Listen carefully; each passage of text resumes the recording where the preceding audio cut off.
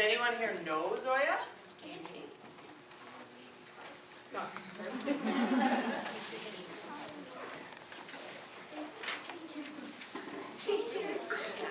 I'm a stranger. You are so a stranger. Hopefully we can all be friends after this. Okay guys, this is Zoya Lynch, and Zoya has created and jumped on more opportunities than many have a chance to do in a lifetime. Starting at age 16, Zoya became the official spokesperson and an active lobbyist for the inclusion of women's ski jumping in the 2010 Olympics. She has continued her journey, trading in her jumping skis for powder skis, a camera, and a spot on the free riding World Cup Tour.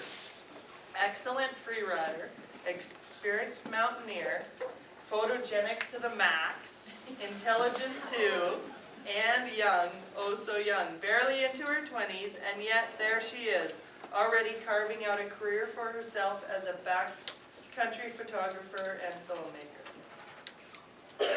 So this is Zoya, and the best other thing I see on here is she's worked at the Village Idiot as a pizza slinger. Oh, that's true. Awesome. Hi, everybody. It's nice to meet you guys, all you girls. Thanks for coming. I just wrote a little bit of a speech, which probably sounds kind of boring, but I'll promise if it gets boring, I'll stop. But I actually wanted to talk a little bit about my experience leaving sport, because when I looked at the list of the Fast and Female list of reasons why women leave sport or girls leave sport, it was lack of support, lack of funding, they're not allowed to do it because they're women, and it was all these reasons, and all those reasons were the reasons why I actually left sport. So it kind of hit home when I realized, interesting, but leaving my sport as a ski jumper kind of led me into a different life. So anyways, I grew up in a skiing-obsessed family with deep roots in extreme sports and competition. My mom and dad were alpine ski racers, and my siblings and I were practically born with skis on our feet. I followed in my big brother's footsteps and started Nordic ski jumping at age 8.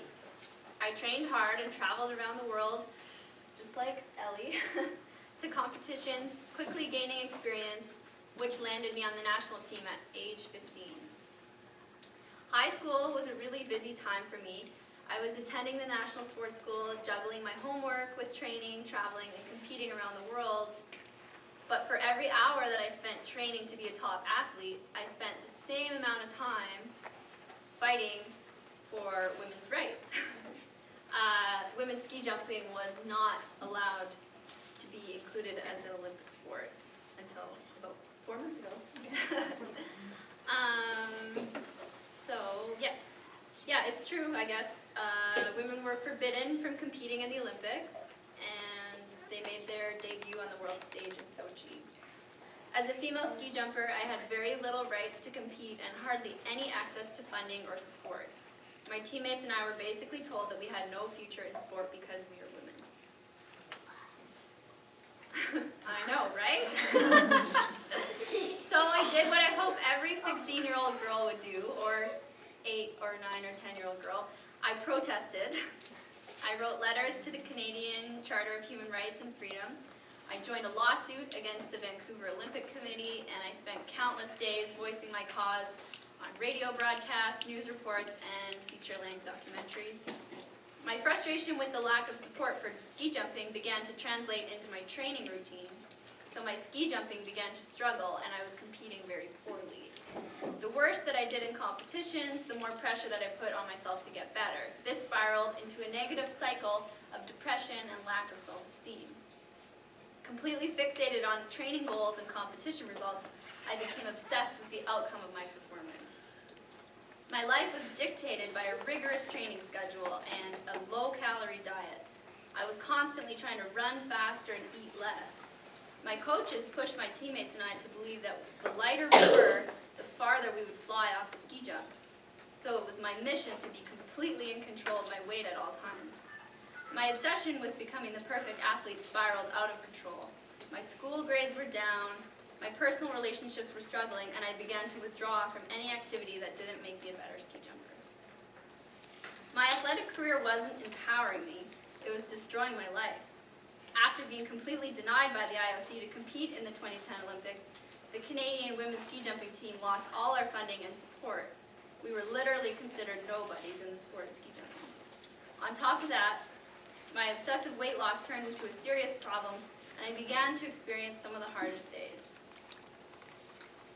My biggest accomplishment in sport was when I quit ski jumping at the age of 17. I woke up one day and I decided that I was done. I couldn't handle the pressure from my coaches and sport officials, and I knew that somewhere out there were other ways to measure my success besides numbers and competition results. I wasn't the happy young girl that I used to be. I couldn't even recognize myself. It was time for a change. Quitting wasn't easy. I was completely stripped of my identity. I went from being a world-class national team member to just a regular person overnight. I gave up traveling the world and always being on the go to being stuck at home. Life without my training schedule was a bit uneasy, and my transition was extremely challenging. I relied so much on my schedule and routine that I didn't know how to function on my own. But I slowly began to realize that although I was stripped of my identity, I did grant myself something really huge: freedom. As I moved on from organization, schedule, and competition, I began to find happiness in the freedom of choosing my own path. I let go of my attachment to being an elite athlete and became what I like to call an athletic wanderer. I started pushing my limits on a physical level purely for the love of movement. Eliminating competition from my life completely, I began trail running, mountain biking, practicing yoga, rock climbing, and backcountry skiing. I fell in love with spending time in the mountains, trying new sports, and meeting people from all walks of life. My new discoveries and passions allowed me to connect with nature on a daily basis, and in turn I started to understand myself on a deeper level. Finally, I began to find clarity. I started running in the forest, and instead of obsessing about my next competition, I would examine the beauty of the trees, breathe in fresh air, jump in puddles, smile when the sun hit my face. I felt joy just from being outside, completely on my own terms. My biggest realization was that competition and results and numbers and awards are not real. They don't matter. Trees are real, mountains are real, snow is real, and the friendship and bonds that you create while out and about exploring are real. The experiences that you can have on your yoga mat are real. The feeling that you get after a mountain bike ride or climbing up a new pitch are real. The feeling that when you're so tired, you've been skiing for hours and you just can't take one more step is real. Watching the sunrise is real, and screaming while jumping off a 20-foot cliff is real. You do not need to be the best. You don't need to be on the team. It really doesn't matter if you compete or not. But if you do, go for it. Do what you love. It doesn't matter if you get first or last. It's not about competition. My advice to all you girls is to choose your own path. Always dream big. Be adventurous. Explore. Scare yourself. Have fun. Call up your friend or go hiking or biking on a new trail. Try a new yoga class. Bike to school. This is like one of British Columbia's mountain meccas. You girls are so lucky. The amount of hiking, biking, climbing, skiing in the valley is endless. And always remember, if anyone tells you that you can't do something because you're a girl, they're wrong and you should protest and write letters. And getting outside, clearing your mind, and connecting with nature trumps all competition goals.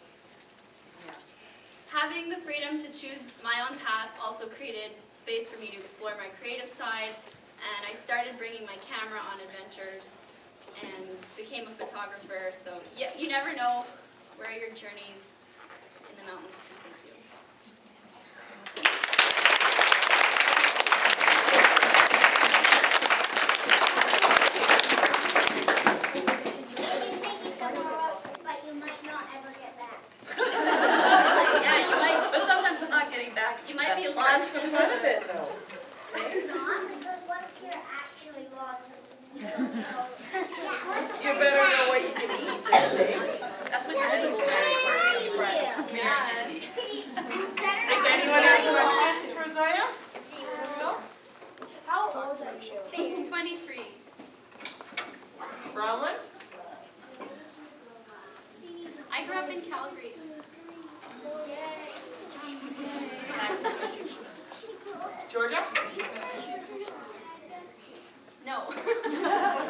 not.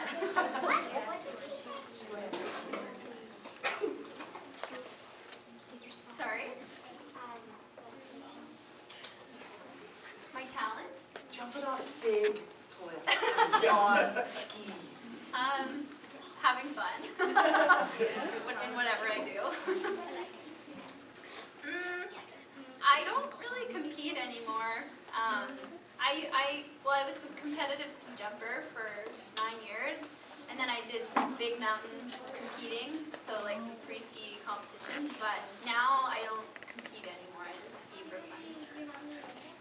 Nope. Sometimes you don't have to be in the Olympics. Nope, Okay. not in the Olympics.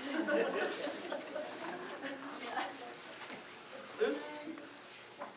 When did you quit? I quit 6 years ago. Yeah.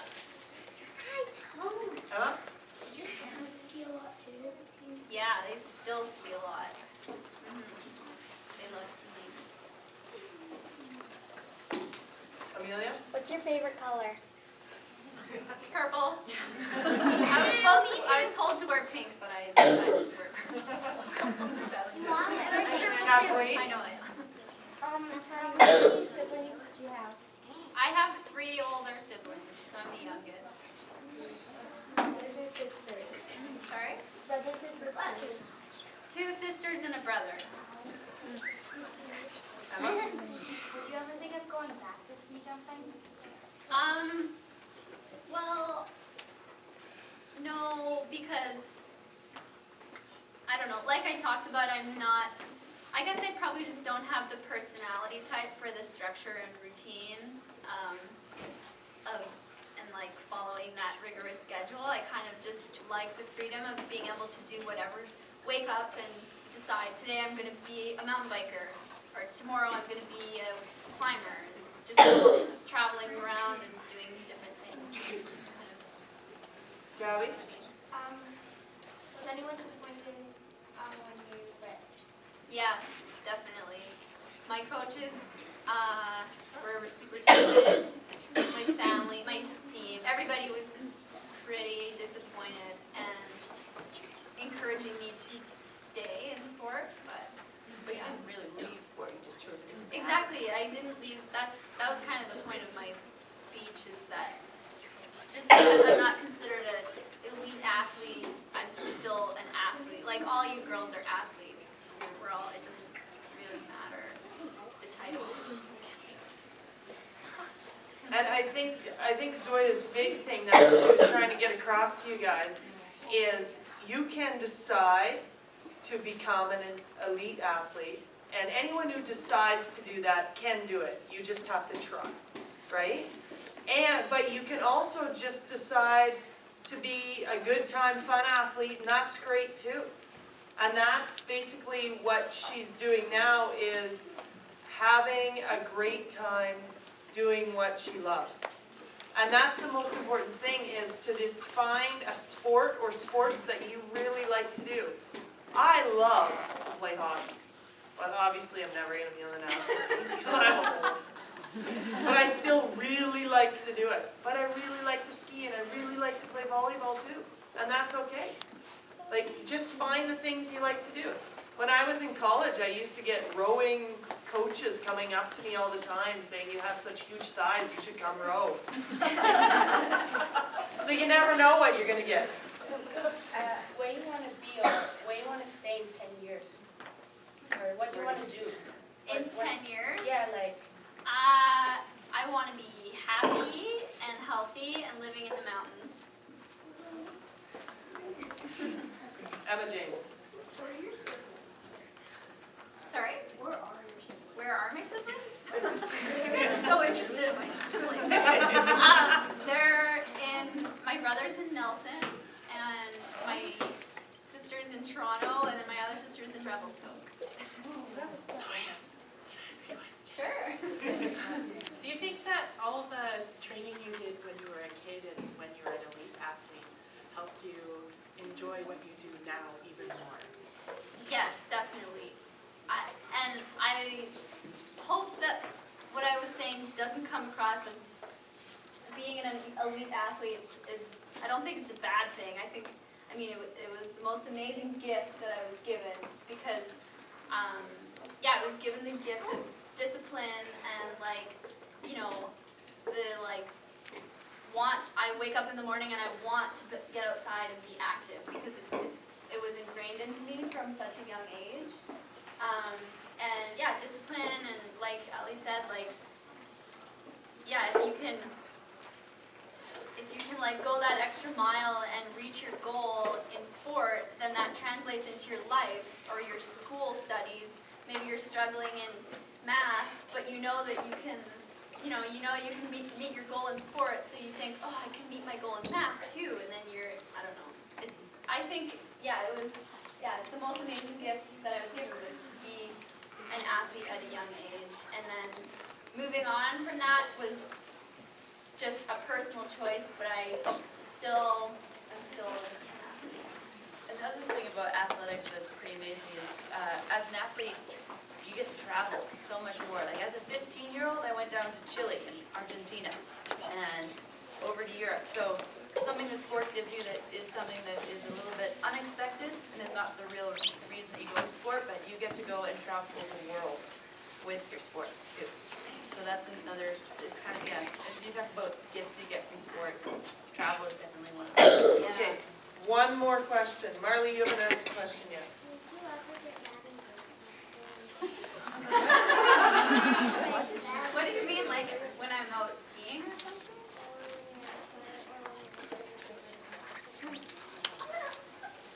No, I don't think so. Don't get mad. I don't know, if I'm feeling really feeling really angry, I'll probably just go for a run. That's what I do too. Yeah, and then I feel fine after. Really regretted it after. Yeah, I'd probably right. Okay, Good question. no, we're done with questions for now, okay?